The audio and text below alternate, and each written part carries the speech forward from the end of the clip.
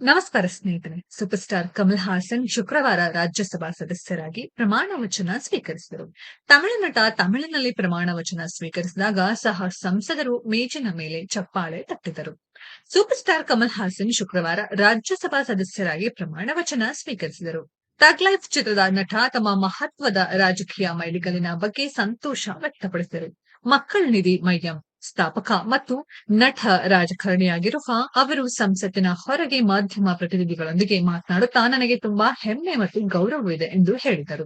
ಕಮಲ್ ಹಾಸನ್ ಅವರು ಜುಲೈ 25ರಂದು ಸಂಸತ್ತಿನಲ್ಲಿ ಪ್ರಮಾಣ ವಚನ ಸ್ವೀಕರಿಸಿ ತಮ್ಮ ಕರ್ತವ್ಯಗಳನ್ನು ವಹಿಸಿಕೊಳ್ಳಲಿದ್ದಾರೆ ಎಂದು ನಿಮಗೆ ತಿಳಿಸಲು ನಾನು ಸಂತೋಷ ಪಡುತ್ತೇನೆ ಎಂದು ಕಮಲ್ ಹಾಸನ್ ಅವರ ಪಕ್ಷವು ಈ ಹಿಂದೆ ಹೇಳಿಕೆ ನೀಡಿತ್ತು. ಮಕ್ಕಳ ನಿಧಿ ಮಯ್ಯಂ ಪಕ್ಷದ ಸ್ಥಾಪಕರು ಆಗಿರುವ ಕಮಲ್ ಹಾಸನ್ ಅವರಿಗೆ ರಾಜ್ಯಸಭೆಯ ಉಪಸಭಾಪತಿ ಹರಿವಂಶ್ ನಾರಾಯಣ್ ಸಿಂಗ್ ಅವರು ಪ್ರಮಾಣ ವಚನ ಬೋಧಿಸಿದರು. ತಮಿಳುನಾಡಿನ ಆಡಳಿತಾರೂಢ ಡಿಎಂಕೆ ಪಕ್ಷ ತನ್ನ ಮಿತ್ರ ಪಕ್ಷವಾದ ಎಂಎನ್ಎಂ ಪಕ್ಷಕ್ಕೆ ಒಂದು ಸ್ಥಾನ ಬಿಟ್ಟುಕೊಟ್ಟಿತ್ತು. ಆ ಮೂಲಕ ರಾಜ್ಯಸಭೆಗೆ ಕಮಲ್ ಹಾಸನ್ ಅವರನ್ನ ಬೆಂಬಲಿಸಿತ್ತು.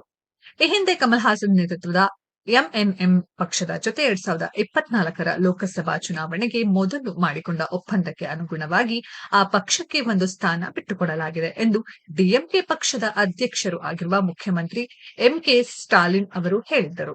ಶಿಕ್ಷಣ, ವೈಜ್ಞಾನಿಕ ಮನೋಭಾವ ಮತ್ತು ಉತ್ತಮ ಆಡಳಿತದ ಕುರಿತು ತಮ್ಮ ವಕಾಲತ್ತು ವಹಿಸುವುದಕ್ಕೆ ಹೆಸರುವಾಸಿಯಾಗಿರುವ ಕಮಲ್ ಹಾಸನ್ ಈ ವಿಷಯಗಳನ್ನು ರಾಷ್ಟ್ರೀಯ ಚರ್ಚೆಗೆ ತರುವ ನಿರೀಕ್ಷೆ ಇದೆ. 2019ರ ಲೋಕಸಭಾ ಚುನಾವಣೆಯಲ್ಲಿ ಸುಮಾರು 4% ಮತಗಳನ್ನು ಪಡೆದ ಎಂಎನ್ಎಂ 2021ರ ತಮಿಳುನಾಡು ವಿಧಾನಸಭಾ ಚುನಾವಣೆಯಲ್ಲಿ ಗಮನಾರ್ಹ ಲಾಭ ಗಳಿಸಿತು. ಆದರೂ ಕಮಲ್ ಹಾಸನ್ ಕೊಯಮತ್ತೂರು ದಕ್ಷಿಣ ಸ್ಥಾನದಲ್ಲಿ ಸ್ವಲ್ಪ ಅಂತರದಿಂದ ಸೋತರು. ಪಕ್ಷವು 2024ರ ಸಾರ್ವತ್ರಿಕ ಚುನಾವಣೆಯಿಂದ ಹೊರಗುಳಿದು ಈ ವರ್ಷದ ಆರಂಭದಲ್ಲಿ ಡಿಎಂಕೆ ನೇತೃತ್ವದ ಮೈತ್ರಿಕೂಟದೊಂದಿಗೆ ಔಪಚಾರಿಕವಾಗಿ ಹೊಂದಾಣಿಕೆ ಮಾಡಿಕೊಂಡಿತ್ತು. ಈ ನಡೆಯೊಂದಿಗೆ ಎಂಎನ್ಎಂ ಆಡಳಿತ ಒಕ್ಕೂಟದ ಭಾಗವಾಗಿ 2026ರ ವಿಧಾನಸಭಾ ಚುನಾವಣೆಯಲ್ಲಿ ಸ್ಪರ್ಧಿಸುವ ನಿರೀಕ್ಷೆ ಇದೆ.